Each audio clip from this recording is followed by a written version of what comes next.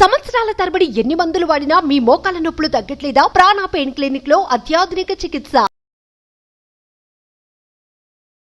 Welcome to Suman TV. నేను మీ Suman TV. నాకు కోల్కతా ఇన్సిడెంట్కి సంబంధించినటువంటి వాటిల్లో ఈ రోజు గనక అప్డేట్స్ చూస్తే అంటే కొన్ని అవకతవకలు డైరెక్ట్గానే జరుగుతున్నాయా అనేటువంటి ఆలోచన అయితే రాక మానదు. ఏం జరుగుతుంది అంటే కోర్టు ట్రయల్స్లో ఉండగానే జ్యుడిషియల్ కస్టడీలో గురించి కనుక మనం మాట్లాడుకోవాలి అనుకుంటే రేపు 5th తోటి మనకు క్లారిటీ వచ్చే అవకాశం ఉంది. అయితే తాజాగా వచ్చినటువంటి ఇన్ఫర్మేషన్ ప్రకారం మనం కనుక చూస్తే డెఫినెట్గా మనం ఒక కొలిక్కి రావచ్చు. జస్టిస్ పాయింట్ ఆఫ్ వ్యూలో కూడా ఏ విధంగా ఉండేటువంటి అవకాశం ఉంటుంది అనేది అండ్ ఈ రోజున్న అప్డేట్స్ ప్రకారం సో మనతో పాటు హైకోర్టు అడ్వకేట్ రవీంద్రనాథ్ గారు ఉన్నారు. వారి మాటలు తెలుసుకుందాం. హలో అండి. హాయ్ అండి నాగరాజు గారు. సరే, ఈ రోజు కనుక చూస్తా అండి చాలా విషయాలు కొన్ని కీలక అంశాలు బయటికి రావడం జరిగింది. చాలా విషయాల్లో కొంత క్లారిటీ కూడా వచ్చే అవకాశం ఉంది అనేటువంటిది అంటే రేపు 5th లోపు మనకు ఆ క్లారిటీ వచ్చే అవకాశం ఉంది అని తెలుస్తూ ఉంది. సో ఈ రోజున అప్డేట్స్ ప్రకారం ఏంటి సార్? అది ఆగస్టు 9 హర్రర్కి సంబంధించి Calcutta junior doctor rape and murder సంబంధించి రోజుకు ఒక కొత్త మలుపు తిరుగుతున్నటువంటి ఈ ఇష్యూ సంబంధించి ఈరోజు మరికొన్ని కీలక అంశాలు బయటకు వెలుగులోకి వచ్చాయండి. అందులో ప్రధానంగా సంజయ్ రాయ్ మాట్లాడిన మాటలు, సందీప్ ఘోష్ మాటలు, మమతా బెనర్జీ తీసుకున్న నిర్ణయాలు, బహుశా ఈరోజు ఈ కీ పాయింట్స్గా మనం 3 మాట్లాడుకోవచ్చు నాగరాజు గారు. ముఖ్యంగా ఏదైతే విక్టిమ్ అక్కడ చనిపోయారో మార్నింగ్ మనం ఏదైతే మనకి అటాప్సీ రిపోర్ట్ ప్రకారం వచ్చినటువంటి టైం ఏదైతే ఉందో మార్నింగ్ అరౌండ్ 10:15 to 4:30 మధ్యలో తను చనిపోయారని చెప్పి అటాప్సీ రిపోర్ట్ వచ్చింది. అటాప్సీ రిపోర్ట్లో ఏం చెప్తున్నారంటే తన ఒంటి మీద 25కు పైగా గాయాలున్నాయని, అదే అన్ని చోట్ల లోపల ఇంటర్నల్ అంటే తన లంగ్స్లో కూడా రక్తం గట్టిగా వెళ్ళిందని, మెడ నరాలు ఉబ్బిపోయాయని, ఇట్లా మనం అన్ని కూడా అటాప్సీ రిపోర్ట్ గురించి మనం చర్చించుకోవడం జరిగింది.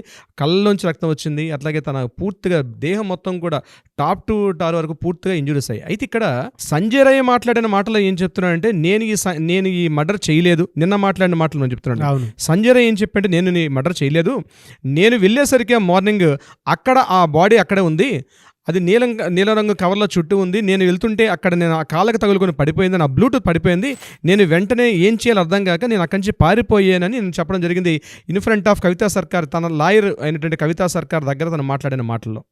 అయితే ఈరోజు సిబిఐ వాళ్ళు ఇంటరాగేట్ చేసినప్పుడు క్వశ్చన్స్ ఇచ్చేటప్పుడు 3 రకాల క్వశ్చన్స్ ఇవ్వడం జరిగింది.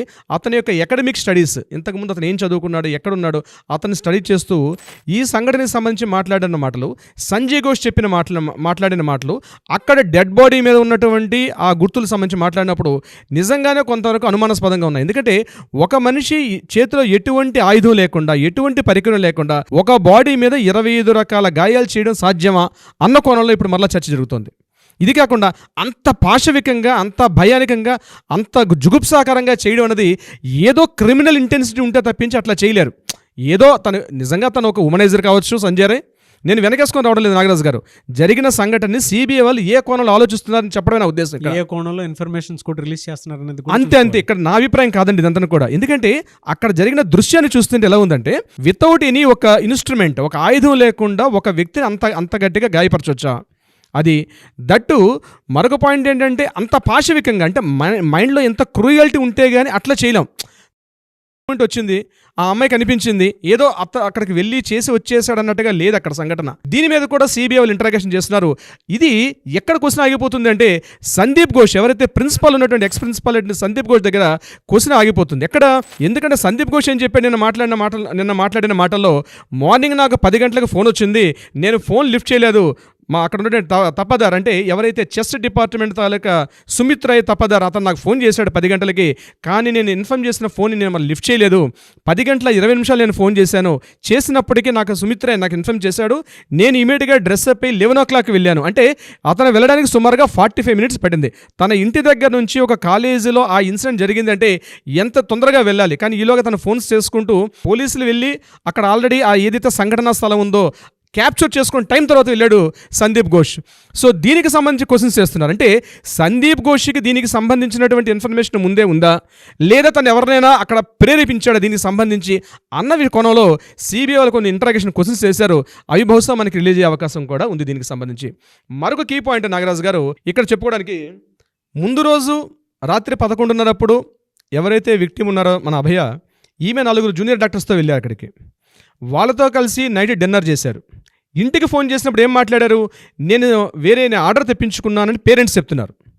ఇప్పుడు ఆ ఫుడ్ డెలివరీ ఆర్డర్ చేసుకుంటూ వచ్చిందా, లేకపోతే హాస్టల్ నుంచి వచ్చేటువంటి ఫుడ్ జరిగిందా, ఇందులో ఏమైనా ఫుడ్ పాయిజన్ జరిగిందా, వాళ్ళు చేసిన ఫుడ్లో ఫుడ్ పాయిజన్ జరిగిందా అంటే ఇది ఇన్ని రకాల క్వశ్చన్స్ ఎందుకు వస్తున్నాయంటే 4 డాక్టర్స్ని కూడా పాలిగ్రాఫ్ టెస్ట్ చేశారు. వాళ్ళు చెప్పినటువంటి ఇన్ఫర్మేషన్ కూడా టాలీ కావట్లేదు అక్కడ. At the same time Sanjay Roy morning 4:03 పైకి వెళ్ళేటప్పటికి, ఏదైతే స్టెప్స్ ఎక్కుకుంటూ 3rd ఫ్లోర్లో ఉన్న సెమినార్ హాల్కి వెళ్ళేటప్పటికి కిందన సెక్యూరిటీ గార్డ్స్ లేరని చెప్తున్నారు. సెక్యూరిటీ గార్డ్స్ని పాలిగ్రాఫ్ టెస్ట్ చేసేటప్పుడు సెక్యూరిటీ గార్డ్స్ ఏమంటున్నారు, మేము అక్కడ ఉన్నామని ఆల్రెడీ చెప్పారు.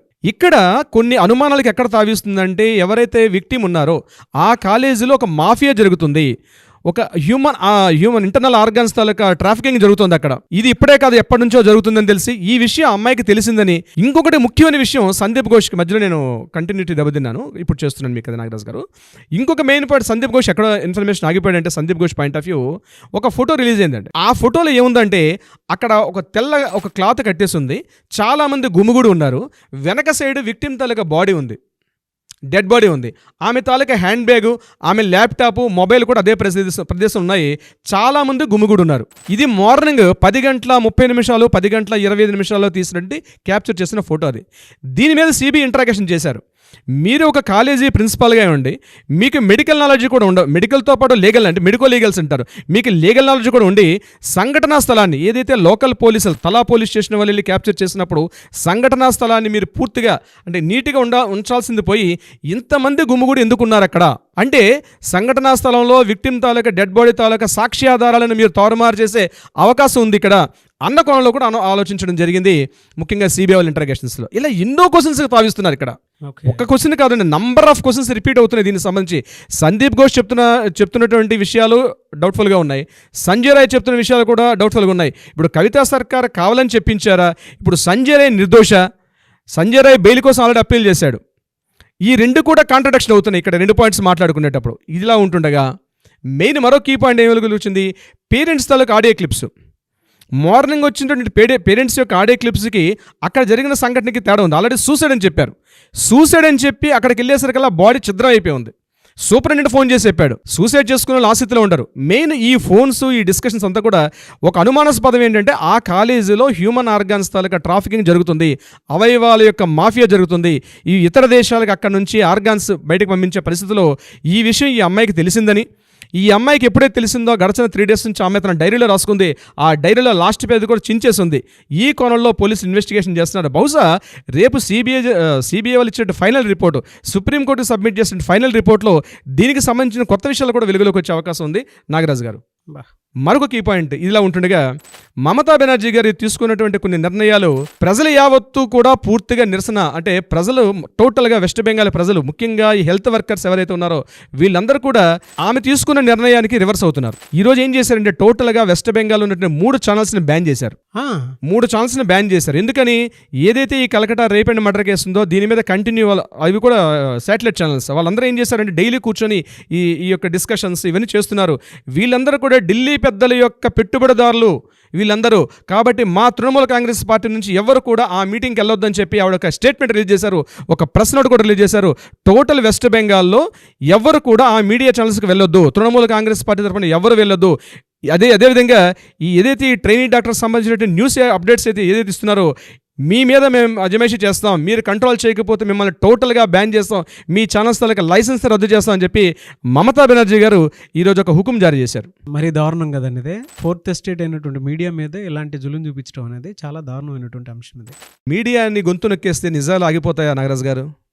ఎప్పుడైనా 4th ఎస్టేట్, ఇప్పుడు కూడా ప్రజాస్వామ్య ప్రభుత్వంలో 4th ఎస్టేట్ ఆల్వేజ్ 4th ఎస్టేటే. మీడియాని ఈరోజు మీడియా ఉండబట్టే ఇంత న్యూస్లు బయటకు వస్తున్నాయి. మీడియా గొంతు నొక్కేస్తే ఇవి కూడా రాకుండా పోతాయి మనకి. అవును. అదేవిధంగా వెస్ట్ బెంగాల్లో యథావిధిగానే రాస్తారోకులు, ధర్నాలు, హర్తాళ్ళు, స్ట్రైకులు, హెల్త్ వర్కర్స్ టోటల్గా వాళ్ళ డ్యూటీస్ని విడిచిపెట్టి టోటల్గా రోడ్ల మీద బయట ఇస్తున్నారు. సుమారుగా ఇప్పటికి ఒక 21 days నుంచి వాళ్ళు 22 days నుంచి వాళ్ళు ఉన్నారు. జస్టిస్ ఫర్ అభయ్ అని చెప్పి ఏదైతే రాస్తారోకాలు, ధర్నాలు చేస్తున్నారో అవి కంటిన్యూ అవుతున్నాయి. ఒక విధంగా చెప్పాలంటే మమతా బెనర్జీ గారు అష్టదిగ్బంధంలో ఉన్నారు. ఆవిడ ఇటు పాలు పోవట్లేదు, అందుకే బ్లేమ్ గేమ్కి వెళ్ళిపోతున్నారు. ఆల్రెడీ మొదలు పెట్టారు ఈ బ్లేమ్ గేమ్ కొడతాను. ఇది ఎక్కడి వరకన్నా వెళ్ళే అవకాశం ఉంది. మమత ఇక్కడ ఏంటంటే సెంట్రల్ గవర్నమెంట్ మోడీ ప్రభుత్వం కూడా ప్రతిరోజు జరుగుతున్న సంఘటనలు చూస్తున్నారు. రాష్ట్రపతి పాలన విధించాలన్నా ఏం చేయాలన్నా కూడా ఎందుకంటే శాంతి భద్రత విఘాతం కలగకూడదు. ఇప్పుడు డెసిషన్స్ తీసుకోవడం ఏంటంటే ఓవర్ నైట్ తీసుకుంటే తృణమూల కాంగ్రెస్ పార్టీ ఆల్రెడీ కొంత పవర్లో ఉంది అక్కడ. ప్రజాస్వామ్య ప్రభుత్వంలో ప్రజలు ఎన్నుకోబడ్డ ఒక ప్రభుత్వం అది. ఈరోజు ఓవర్ నైట్ ఈ ఒక్క సంఘటన చూపించి డిస్మిస్ చేయడం వల్ల ప్రభుత్వాన్ని రాష్ట్రపతి పాలన విధించడం వల్ల కూడా ప్రాబ్లమ్స్ వస్తాయని సెంట్రల్ గవర్నమెంట్ చూస్తుంది. బహుశా ఏదైనా రాత్రి జరిగే మార్పులు అయితే 100% ఉంటాయి నాగరాజు గారు దీనికి సంబంధించి. అదేలేండి, కీలకంగా ప్రశ్నిస్తూ ఉన్నారు, కీలకంగా అబ్జర్వ్ చేస్తూ ఉన్నారు, కీలకంగానే దీనికి సంబంధించినటువంటి వాటిలో ఎలాంటి నిర్ణయం తీసుకుంటే బాగుంటుంది అనుకున్నటువంటి ఆలోచనలు కూడా ఉన్నాయి. కోర్టు ట్రయల్స్ అయితే నడుస్తూ ఉన్నాయి. దీనికి సంబంధించింది అయితే ఒక 2 daysలో మనకి ఏదైనా సరే ఒక ఖచ్చితమైన మరొక కీలకమైనటువంటి ఇన్ఫర్మేషన్ బయటకు వచ్చింది నాగరాజు గారు. సందీప్ ఘోష్ గారి యొక్క మిసెస్, ఆవిడ కూడా డాక్టరే, ఆవిడని కూడా మాట్లాడడం జరిగింది. అవి చాలా సీక్రెట్స్గా పెట్టారు. వీళ్ళ మదర్ క్రూయల్టీ అని పక్కన నైబర్స్ అందరూ కూడా చెప్పడం జరిగింది. ముఖ్యంగా ఈయన ఒక గవర్నమెంట్ డాక్టర్గా వర్క్ చేస్తూ కూడా లోకల్ ప్రైవేట్ ప్రాక్టీస్ లోకల్గా తన అపార్ట్మెంట్లో పెట్టుకొని చాలా ఎక్కువ మొత్తంలో వసూలు చేసేవాడిని. ఆ అపార్ట్మెంట్లో ఎక్కడైతే ఉంటున్నారో సందీప్ ఘోష్, బల్గారియా ప్రాంతంలో ఉన్నటువంటి ప్రాంతంలో అతను టోటల్గా ఒక ప్రైవేట్ క్లినిక్ను కూడా నడుపుతున్నాడని చెప్పి కూడా కొన్ని ఊహాగానాలు, కొంత విశ్వసనీయ సమాచారం కూడా మనకు అందింది నాగరాజు దీనికి సంబంధించి. చూద్దాం, ఒక్కొక్కటి బయటకు వచ్చేస్తూ ఉంటాయి కదా. ఇన్ టైంలో జస్టిస్ జరగాలనేదే we demand justice, we want justice.